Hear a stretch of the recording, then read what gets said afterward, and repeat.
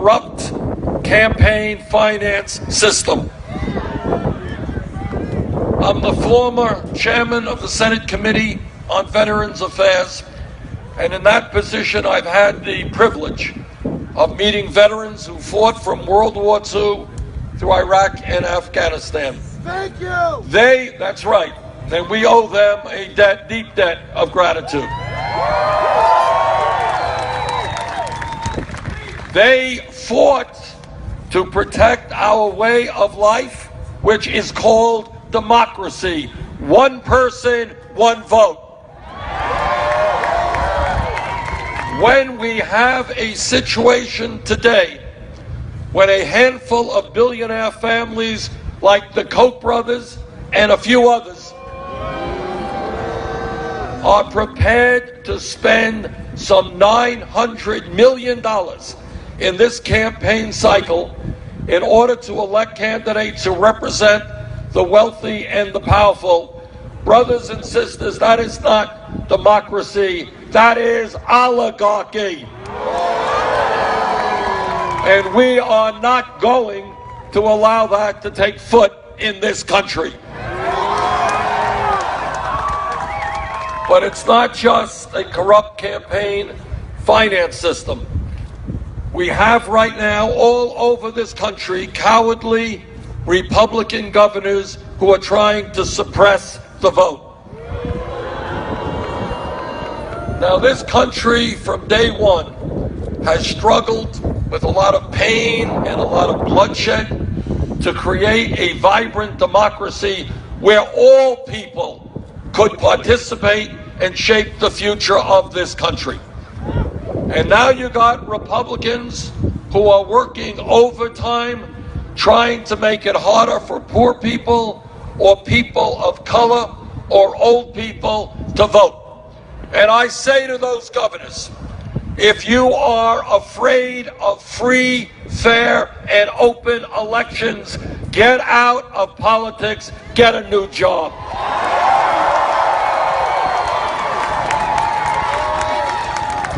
What this campaign is about is the need to revitalize American democracy. I want this country to have one of the highest voter turnouts of any country on earth, not one of the lowest. And that is why we're going to overturn this disastrous Supreme Court decision on Citizens United. And it's why we are going to go forward toward public funding of elections. We need an America where anybody, no matter what their political perspective is, can run for office without begging billionaires and millionaires for money. Now, one of the differences between Secretary Clinton and myself is a pretty important one. It's how we raise money for a campaign. It is very expensive, sadly so, to run for president. We're talking about many, many hundreds of millions of dollars. We had to make a choice 11 months ago when we began this campaign as to whether or not we would have a super PAC. And we thought about it for about 1/10 of 1%, 1 second. Wasn't much of a discussion, and we decided we don't want a super PAC. We don't want the money of billionaires and Wall Street and the drug companies. So with your help, we have done something unprecedented in American history. What we have done is received, since our campaign began, over 6 million individual campaign contributions. Anybody know the average contribution? 27. In Brooklyn, we're smart. That's right, $27. That's pretty good. And what that shows is that you can run a campaign, a winning campaign, without being dependent on big money interest, and that is exactly what we've got to do in this country.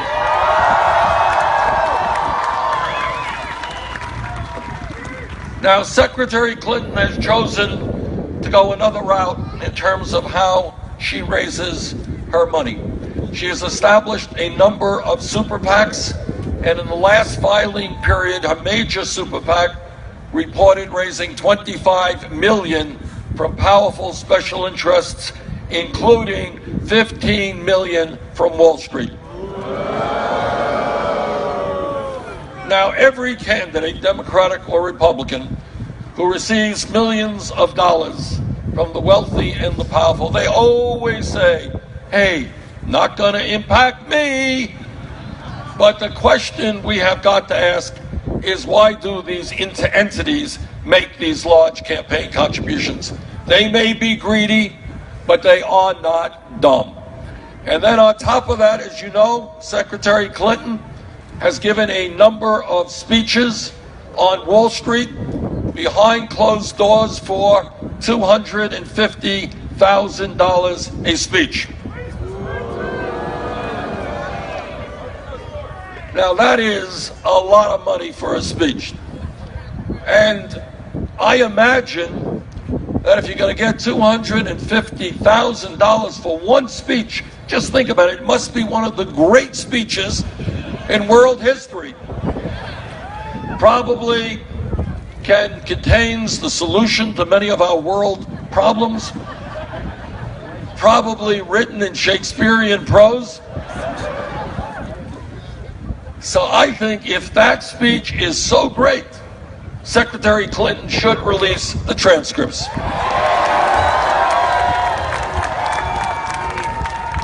Now, what the Secretary says is, well, she is prepared to release those transcripts if other people do the same.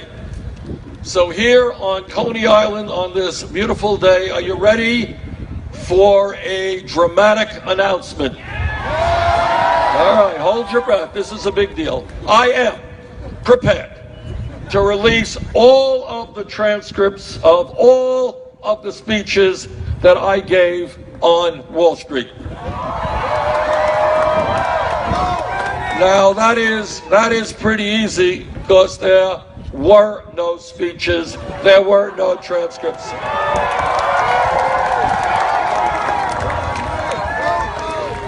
Not for $250,000, not for $25,000, not for $2. No speeches, no transcripts. But I do have my cell phone on, and I am waiting for a call from Goldman Sachs or JP Morgan Chase. And I don't want any money from them, but I do want the opportunity to talk about their greed and their recklessness and their illegal behavior and what they have done to the working people of this country. Now, many of you know that as a result of that greed, this country was driven into the worst economic downturn since the Great Depression. Millions of people lost their homes, their jobs, and their life savings, and many of those people have not yet recovered.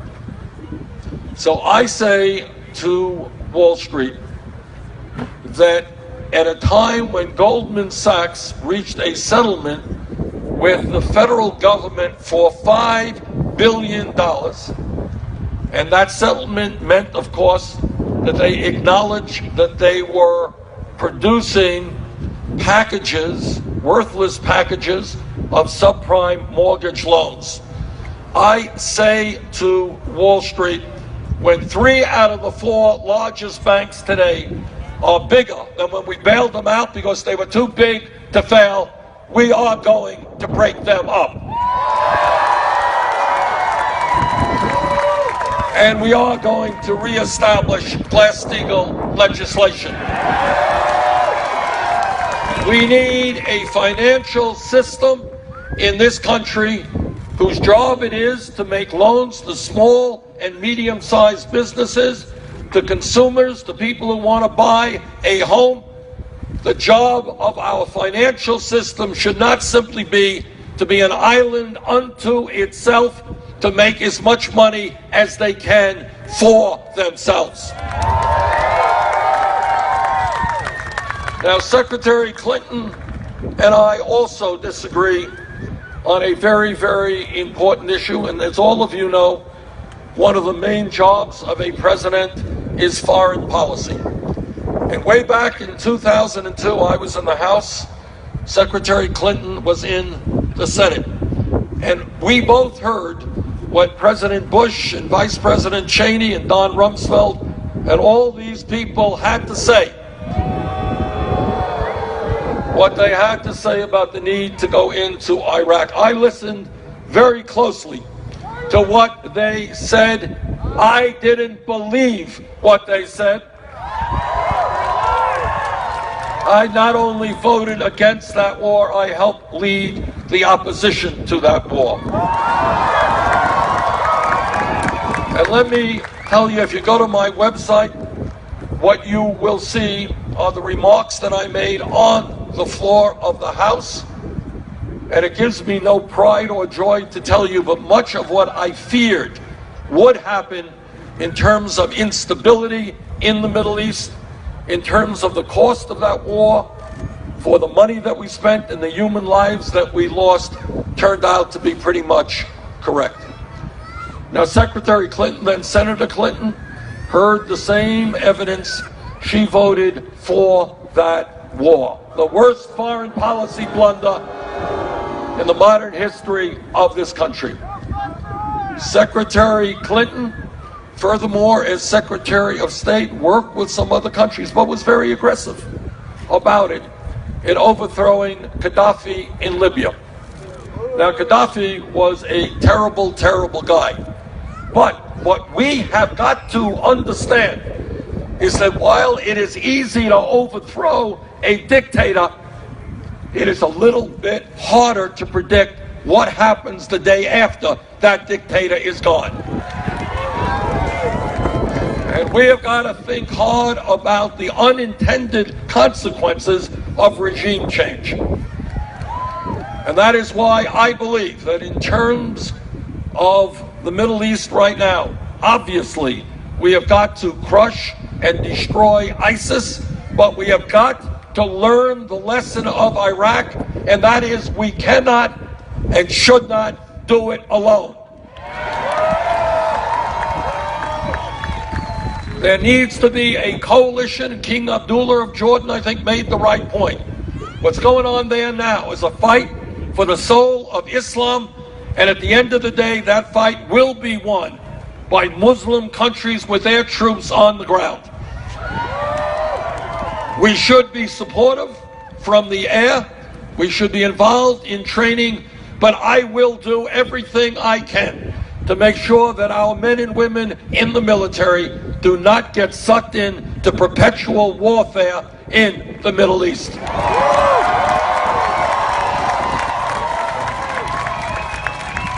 Now, Secretary Clinton and I have a different opinion regarding trade. Now, trade is not a sexy issue. The media doesn't talk about it very much. But it is an enormously important issue. 40, 50 years ago when I lived in Brooklyn, people with high school degrees or less were able to go out, work in a factory. It wasn't glamorous, but they made a living wage, a middle-class wage, and they were able to provide for their kids. All right? But what happened is that over the years, starting with NAFTA, corporate America said, why do I want to pay a worker in Brooklyn $20-25 an hour? Why do I have to protect the environment? Why do I have to do those things when I can shut down in the United States and then go abroad, pay people pennies an hour, and then bring those products back into the United States? These trade agreements, NAFTA, CAFTA, permanent normal trade relations with China, were written by corporate America to shut down plants in this country and hire cheap labor abroad. And that is exactly what has happened. Truth is that since 2001, we have lost 60,000 factories in America. Not all of it attributable to trade, but a lot of it attributable to trade, and millions of decent paying jobs. So I tell corporate America, those days when you can shut down here, move to China, move to Mexico, and bring your products back into this country, those days are over. You're going to start investing in the United States of America.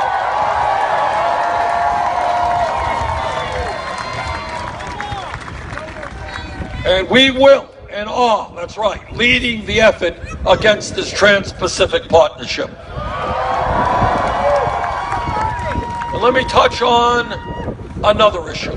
Doesn't get much attention. And one of the points of this campaign is that we as Americans, we have got to determine what the issues are. It's not going to be CNN, CBS, or ABC.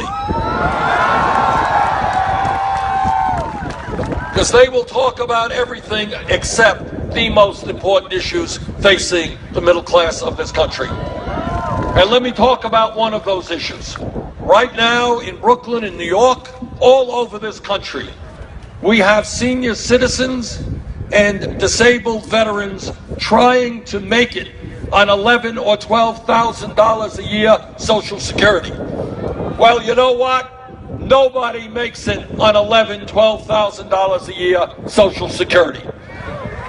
What is happening in my state of Vermont, here in Brooklyn, all over this country, is seniors do not have the money they need to keep their homes warm. They don't have the money they need to buy the medicine they require. They don't have the money to buy the food they need. Now, the response to that crisis from the Republicans, if you can believe it, is they are going to cut Social Security. It is really quite unbelievable that anybody could cut benefits when people can't make it on $11,000, $12,000 a year. Well, I have got bad news for those Republicans. We are not going to cut Social Security. We're going to expand Social Security benefits. Now, I've introduced legislation which I believe is the best way to go forward to increase Social Security benefits and extend the life of Social Security, that is lifting the cap on taxable income. Now, right now, you got a multimillionaire contributing the same amount into Social Security as somebody who makes $118,000 a year.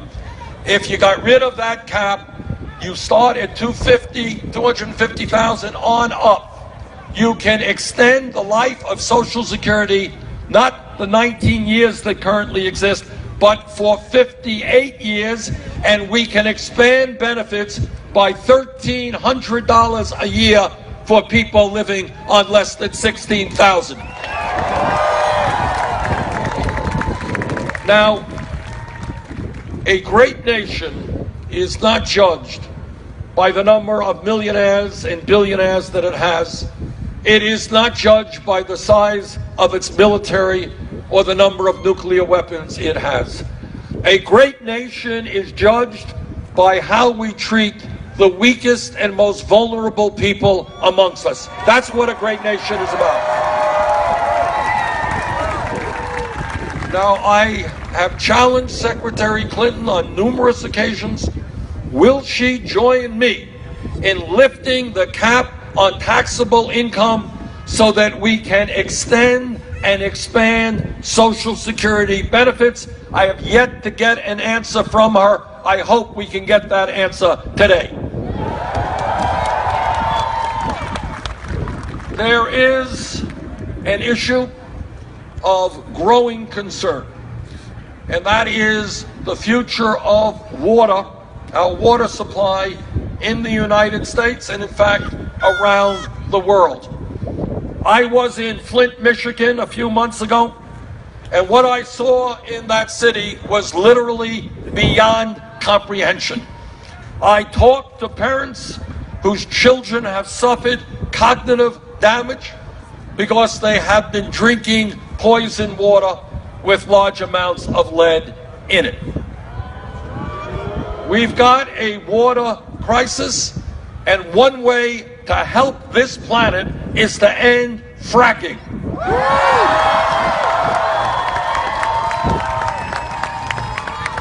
Now, when Secretary Clinton was Secretary of State, she actually pushed that technology around the world. What we have got to do is to make sure that in the future, people throughout this world have clean, fresh drinking water. We have got to phase out fracking. Now, this campaign is doing well because instead of spending our lives hustling money from billionaires and Wall Street, we are talking to the American people. And we are hearing what's on the mind of the American people. We talk to workers, and what workers around the country are telling me is they cannot make it on $8 or $9 or $10 an hour, that we have got to raise the minimum wage, which is a starvation minimum wage today at the federal level of $7.25 an hour, to a living wage, $15 an hour.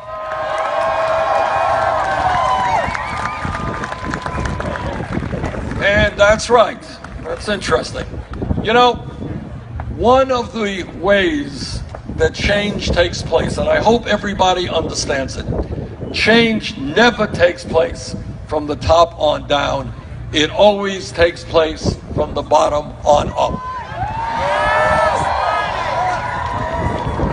And when we talk about the minimum wage, the whole struggle for a $15 minimum wage is so inspiring and gives me such confidence for the future. If we were here, right here, 5 years ago, and somebody said, you know, Bernie, the $7.25 minimum wage is a starvation wage, it's awful, we've got to raise that minimum wage to $15 an hour. The person next to him or her would have said, you are nuts. You are thinking too big. You want to more than double the minimum wage? You can't do that. That's crazy. Maybe $9 an hour, maybe if we're lucky, $10 an hour. But you know what happened, and you do know what happened.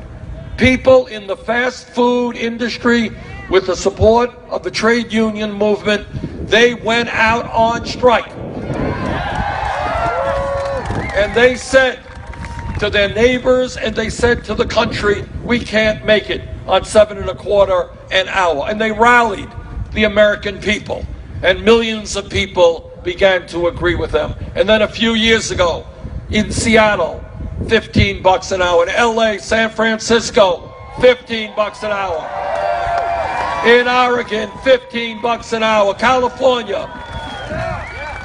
And with millions of people standing up and fighting back in New York, $15 an hour. Congratulations to all of you. And when we talk about wages in America, it is not acceptable to me that women continue to earn 79 cents on the dollar compared to men. And I know that every man here will stand with the women in the fight for pay equity. Women want that whole damn dollar, and they're entitled to it.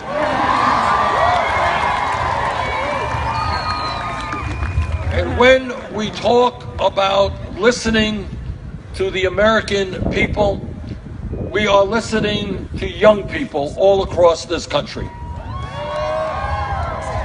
And one of the wonderful things about this campaign is that when we began it, you know, many of the pundits were saying, well, young people, you know, they're not really interested in politics. They're not really interested in voting or in shaping the future of their country. They're too busy on their video games or doing what they do.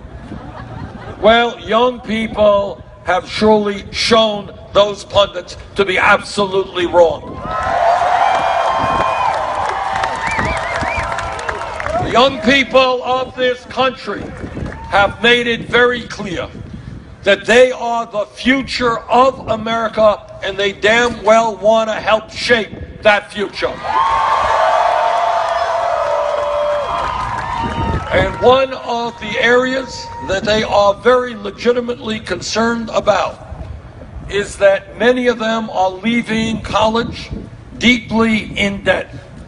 And we're talking about 30,000, 50,000, even higher, 100,000, all right?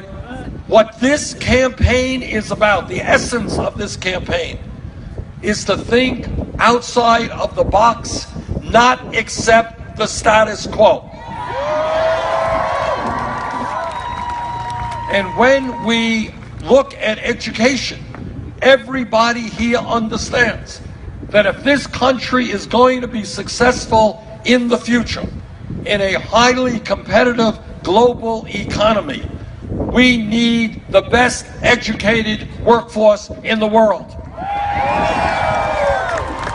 It is absolutely insane, and it really is, that millions of people today are struggling with outrageous levels of debt because they chose to do the right thing and get an education. That is crazy stuff. And that is why when we look at public education today, you know, when I was growing up here, high school degree, you did pretty well, go out and get a job. That world has changed. And in many respects, a college degree now is the equivalent of what a high school degree was 50 years ago. And that is why when we talk about public education today, it is not good enough to be talking about first grade through 12th grade. We need free tuition at public colleges and universities.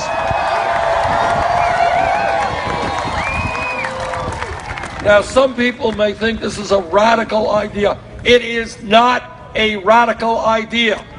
It is a commonsensical idea. It will happen sooner or later. Our job is to make it happen sooner.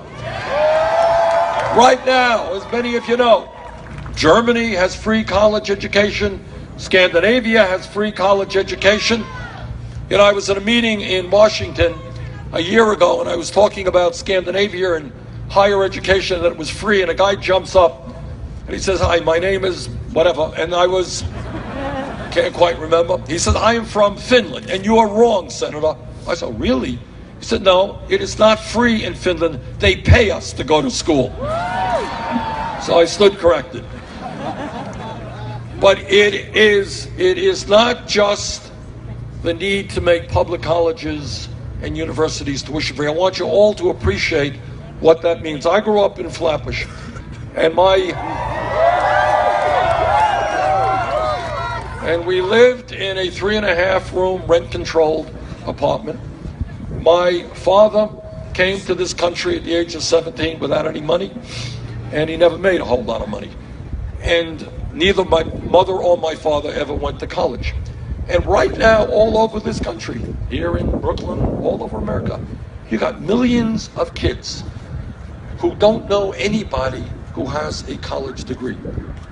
And the idea of them getting a college degree is about as realistic as them going to the moon. It is not within their world perspective.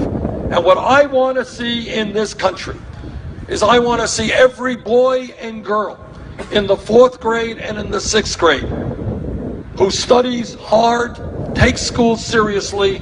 I want those children to know that regardless of the income of their families, yes, they will be able to get a college degree.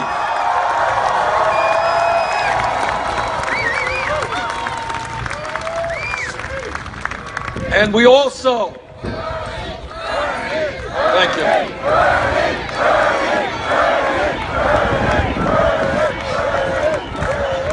We also have to deal with this student debt crisis.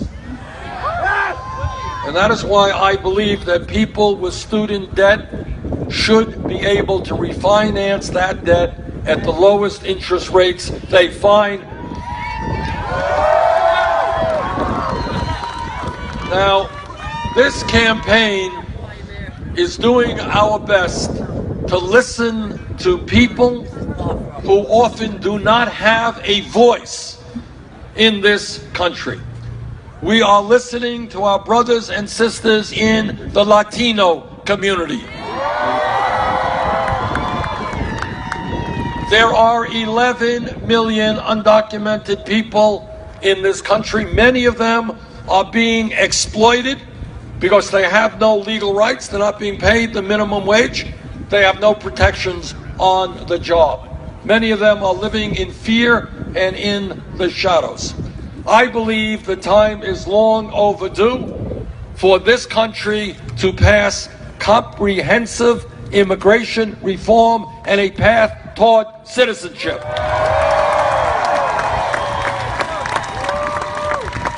And if Congress does not do its job, I will use the executive powers of the presidency to do my best.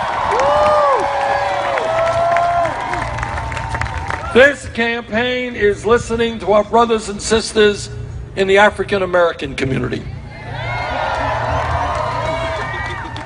And what they are telling me, and they are absolutely right, is how does it happen that in our country we have trillions of dollars to spend on a war in Iraq that we never should have gotten into, that you have people in Congress who have given billions and tens of billions in tax breaks for the top 1%. How does it happen that we can spend money in those ways, but yet all over America, our inner cities are crumbling? Our job as a nation is to get our priorities right. I don't want people living in dilapidated housing. We're going to build affordable housing. I don't want children going to schools where the buildings are crumbling and they're getting an inadequate education. I don't want to see kids in the African American community having unemployment or underemployment rates that are off the charts. So what we are going to do is something very radical. We're going to invest in our young people in terms of jobs and education, not jails and incarceration.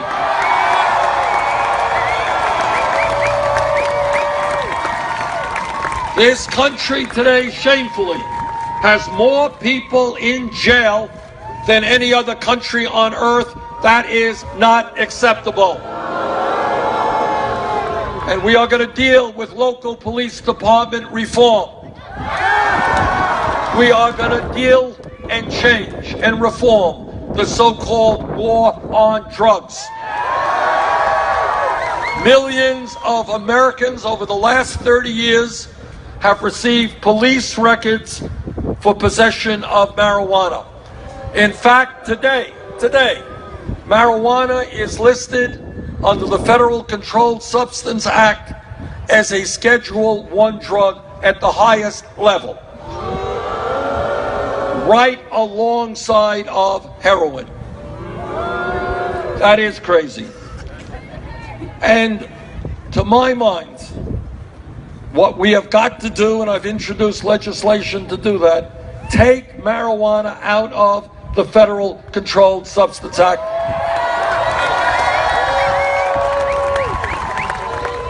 Should not be a federal crime. States have the right to legalize or not, but it should not be a federal crime. And by the way, when we talk about drugs, let us be honest and acknowledge that in this country today, we have a dangerous epidemic of opiate addiction and heroin addiction, and every single day, people are dying from overdoses. In my view, if we are going to be successful in dealing with this crisis, it's a very serious issue in my state and all over this country. If we're going to be successful, the way to deal with drug addiction and substance abuse is understanding that it is a health issue, not a criminal issue.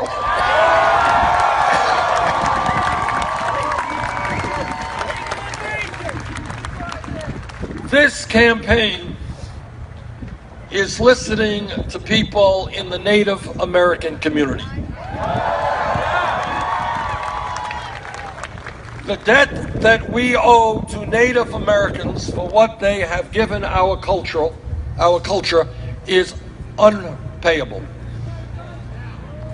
And yet anyone who knows about American history knows that from day one, when the first settlers came to this country, Native American people were lied to, cheated, and treaties that they signed were abrogated.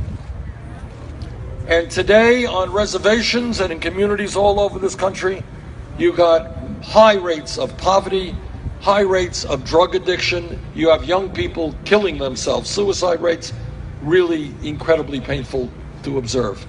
If elected president, we will change our relationship to the Native American community. And one of the lessons, a very profound lesson that the Native American people have taught us, is that all of us as human beings are part of nature. And we will not survive as a people in the years to come if we continue to go about destroying nature. Which takes me to an issue of global consequence, and that is, as a member of the Senate Committee on the Environment, I have spoken to scientists all over our country and all over the world. Do not believe anybody who tells you that climate change is not real, is not caused by human behavior, is not already doing devastating damage to this country and the world. And what the scientists are telling us very clearly is if we do not get our act together, the problems that we have today will magnify many, many times in the years to come. And what they say, if we do not act boldly in transforming our energy system, there will be more drought.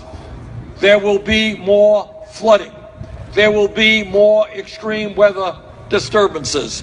There will be acidification of the ocean. We are right now destroying oceans all over this world. There'll be rising sea levels.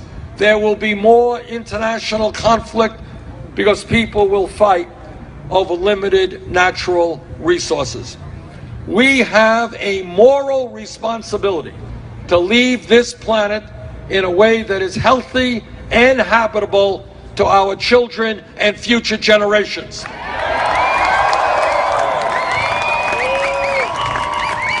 And whether the fossil fuel industry likes it or not, their short-term profits are not more important than the future of our planet.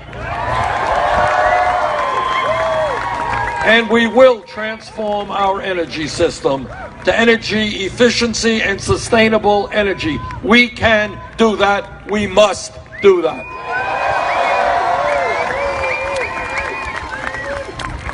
When people begin to think outside of the box, and when they look around them and they say, you know what? The status quo is not working. One of the areas they notice right away is that we as a nation are the only people in the industrialized world, the only wealthy nation that does not guarantee health care to all people as a right. UK does it, France does it, Germany does it, Italy does it, Holland does it, Scandinavia does it. I live 50 miles away from Canada, and they do it as well.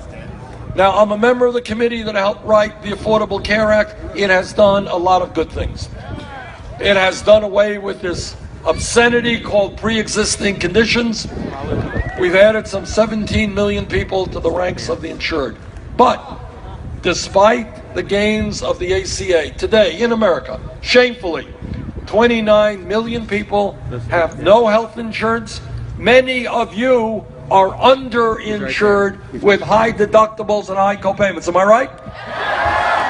And then every day, we are getting ripped off unconscionably by the drug companies who are charging us the highest prices in the world for the medicine that they need. Now, when it turns out that despite so many of our people uninsured and underinsured, despite the fact we're paying so much for medicine, we end up as a nation spending far, far more per capita on health care as do any other nation. In fact, we spend almost 3 times more than the British, 50% more than the French, far more than the Canadians. In my view, and let me be very clear about this, because I have been criticized for saying it, so let me say it again.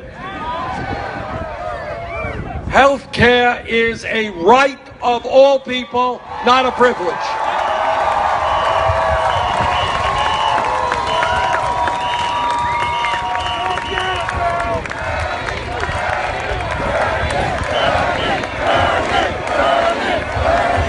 And that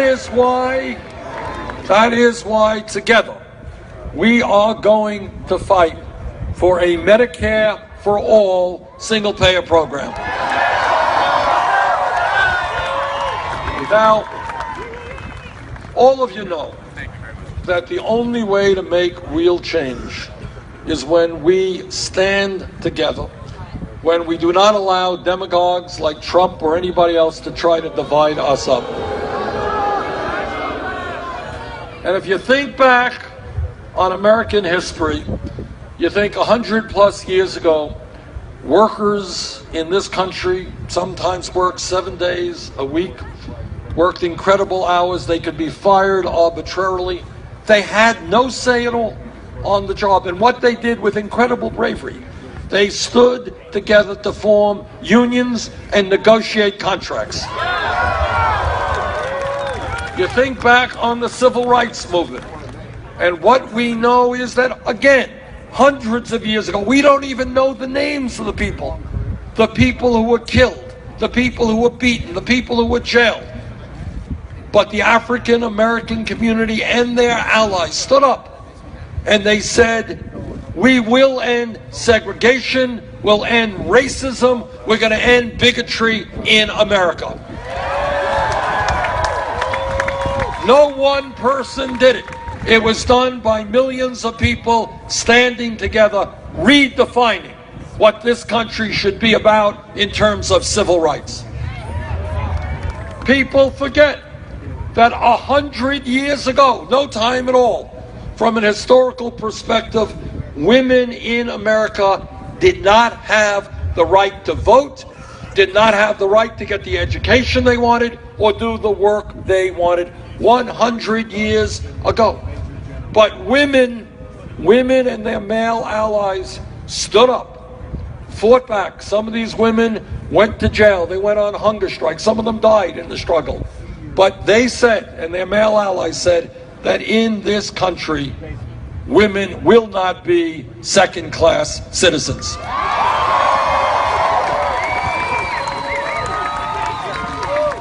And when we think about how change comes about, if we were here 10 years ago, no time at all, from an historical perspective, 10 years ago and somebody jumps up and says, you know, Bernie, I think that in the year 2015, gay marriage will be legal in 50 states in this country. Nobody would have believed that person. But what happened is the gay community and their straight allies stood up, fought back against bigotry, fought back against hatred, and they succeeded. Gay marriage is now legal.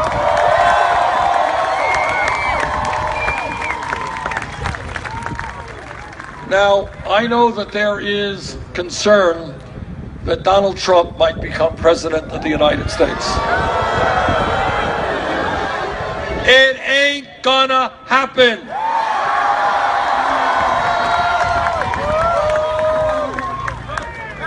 Last CNN poll that I saw had us 20 points ahead of Trump. But it's not just polls. The American people will not elect a candidate who every day insults Latinos and Mexicans, who insults Muslims and Islam, who insults women, who insults African Americans. And I want you all to remember this, because some people have forgotten.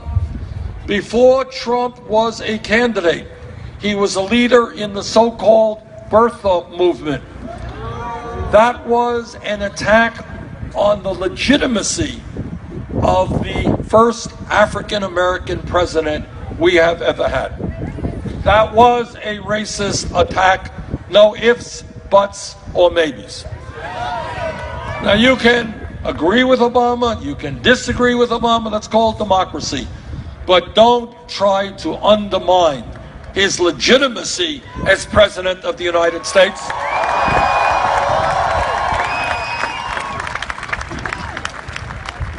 Now, Trump will not become president because the American people know that what is great about our country is the diversity that we have. They know that it is our strength when black and white and Latino and Asian American and Native American, when people come together, and that coming together always trumps the dividing us up. The American people know that what makes us a great nation is our willingness to help and support each other. When your family is in trouble, I've got to be there for you. When my family is in trouble, you've got to be there for us. And the American people know that supporting each other always trumps selfishness. And maybe most importantly, the American people fully understand what every major religion on earth has taught us. And that is that at the end of the day, love always trumps hatred.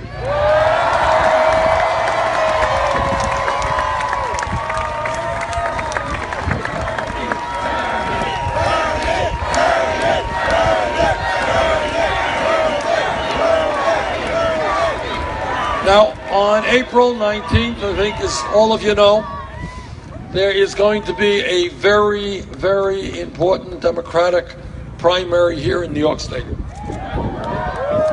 Now, in this primary, we are taking on all of the establishment. But what I have learned throughout this campaign is when there is a high voter turnout, and we've seen high voter turnouts recently in Wisconsin and many other states, when that happens, we win. When the voter turnout is low, we lose. So I hope that on April 19th, we will have the largest voter turnout in the history of Democratic primaries. I hope very much that here in New York State, you're going to help lead this country toward the political revolution which we need. Thank you all very much.